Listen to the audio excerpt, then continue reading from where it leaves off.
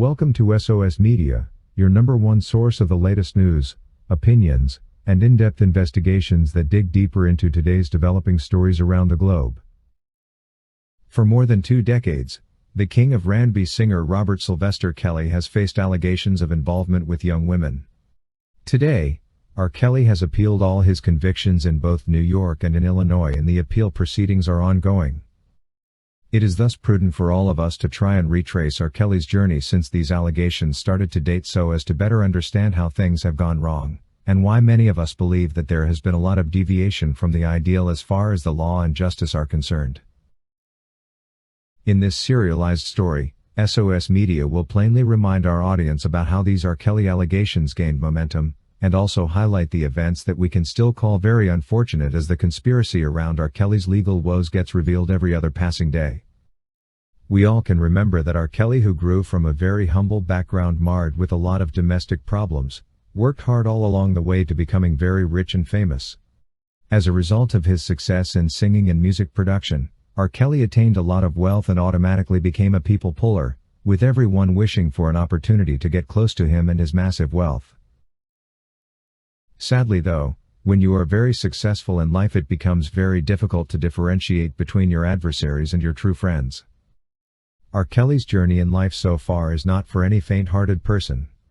There seems to be a massive behind-the-scenes architecture that has sworn not to rest until R. Kelly is completely ruined, but the ray of hope 3 decades down the road seems to emanate from this appeal process, which has unveiled a lot of legal misinterpretations and misuse of the law. R. Kelly's lead lawyer Jennifer Bonjean for sure seems to have the bull by its horns. In 1994, then aged 27, R. Kelly allegedly wed 15-year-old singer Aaliyah during a secret wedding ceremony in Cook County here in Chicago. It was later discovered Aaliyah had lied about her age on the wedding certificate, listing herself as 18, and the marriage was subsequently annulled in February 1995. Logically, any budding artist during that time would have loved getting closer to R. Kelly in a bid to promote their music. We definitely can't rule out the fact that Aaliyah had lied about her age to exactly achieve this. Reports were that a former sacked and angry tour manager for R. Kelly, Demetrius Smith, testified at his trial that he bribed a government worker in 1994 to obtain a fake ID for Aaliyah, so the singers could marry. We can also recall that for the rest of her career, Aaliyah dodged questions about the nature of her relationship she had with R. Kelly. She always insisted on telling whoever approached her with questions about the relationship not to believe any of that mess. "We're close and people took it the wrong way," Aaliyah would say. "When people ask me, I tell them, hey, don't believe all that mess," she told one interviewer. "We're close and people took it the wrong way." In a 2016 interview with GQ magazine, R. Kelly described his relationship with Aaliyah as best friends but declined to comment on their marriage, saying he would never have that conversation with anyone out of respect for Aaliyah, her mother and father, who had asked him not to personally talk about it. Now in 1996, R. Kelly married dancer and choreographer Andrea Lee in a private ceremony here in Chicago, but later in December that year, Tiffany Hawkins sued him for what she referred to as personal injuries and emotional distress she allegedly suffered during a 3-year relationship with the king of R&B. Tiffany alleged that she began getting involved with R. Kelly in 1991 when she reportedly was 15 and he was 24, and that their relationship ended when she turned 18. According to the Chicago Sun-Times, Hawkins sought $10 million in damages but was later happy to accept $250,000 when the case was settled in 1998. In December 2000, when R. Kelly was about to turn 34, the Chicago Sun-Times reporters Jim DeRogatis and Abdon Palash published a story alleging that R. Kelly was using his fame to meet girls as young as 15 years old, and then coercing them into getting involved with him. 2 of those alleged girls reportedly said that they had met him at Kenwood Academy, a public high school here in Chicago's South Side that R. Kelly had attended school before dropping out to pursue his music dream. According to the Sun-Times, by this point in time Chicago police had investigated R. Kelly twice on suspicion of involving with an underage girl, but dropped the investigations because the girl wouldn't cooperate. The article unfortunately also noted R. Kelly is hardly the first celebrity to be accused of taking advantage of underage girls, yet it was widely known that Gary Glitter, Rob Lowe, Elvis Presley, Jerry Lee Lewis, Roman Polanski, Rolling Stone's Bill Wyman and even the legendary Errol Flynn had all been written about in this paper and others for the same allegations.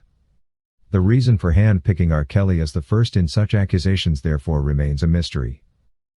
Now, in 2001 R. Kelly was sued by an intern at Epic Records, Tracy Sampson, accusing him of inducing her into an indecent relationship when she was 17, but the case was settled out of court for an undisclosed sum of money. I am sometimes forced to believe that probably these out-of-court settlements was something motivating these young women into suing R. Kelly, well knowing that they will have something to get away with. It's interesting to note that later in April and May 2002, Patrice Jones from here in Chicago and a one Montina Woods sued R. Kelly. Jones insisted that R. Kelly had forced her into having an abortion, well as Woods alleged being filmed without her consent, and still all these allegations were solved out of court with R. Kelly paying them undisclosed amounts of money. Later in June 2002, R. Kelly was charged with 21 counts of making videos involving various minors. The Chicago police accused him of taping the acts and enticing a minor to participate in them. All the charges were related to one young woman allegedly born in September 1984. R. Kelly's brief arrest then stemmed from a video that was sent anonymously to the Chicago Sun-Times earlier in the year. They passed it on to police, who allegedly verified its authenticity with help from FBI forensic experts. R. Kelly, who posted $750,000 bail, immediately denied the charges and later pleaded not guilty in court. It took 6 years for the case to come to trial, during which time R. Kelly released his wildly successful Trapped in the Closet album, and was nominated for an Image Award by the National Association for the Advancement of Colored People, prompting widespread criticism fueled by those who were actively fighting him. The jury eventually concluded they could not prove that the girl on the tape was a minor, and R. Kelly was ultimately found not guilty on all counts. Strangely, between that year and 2004, R. Kelly was again charged with a further 12 counts of producing images involving children in Florida, where he was arrested at his holiday home. These charges came after police allegedly seized a camera during the arrest which allegedly contained images of him involved with an underage girl. Again, the charges were dropped when the judge agreed with R. Kelly's defense team that police lacked sufficient evidence to justify a search. In 2019, a new documentary, Surviving R. Kelly, leads to new charges against R. Kelly. Over the course of 6-hour-long episodes, Lifetime documentary Surviving R. Kelly presented the most dramatic look yet at the allegations against R. Kelly. Everything thereafter seemed to be based on emotions rather than on facts. 2 weeks after the program was broadcast, R. Kelly was dropped by his record company, and his planned concerts in the US and New Zealand were also cancelled. In a recent exclusive interview, R. Kelly's former cellmate Ronnie Bowe made shocking revelations about Jay-Z and their interactions during their time in prison together. He expressed his suspicions that Jay-Z had connections and influence within the music industry, potentially leading to the R. Kelly's downfall. Ronnie claimed that Jay-Z's ex-girlfriend, Dream Hampton, who was the executive producer of the Surviving R. Kelly documentary, received funding from Jay-Z. Ronnie Bowe further believes that this funding was instrumental in tarnishing R. Kelly's image. In the same interview, Ronnie Bowe also discussed the darker side of the music industry, highlighting how artists who do not conform to a certain agenda can face blacklisting. Additionally, Ronnie Bowe mentioned R. Kelly's comments about the industry's double standards.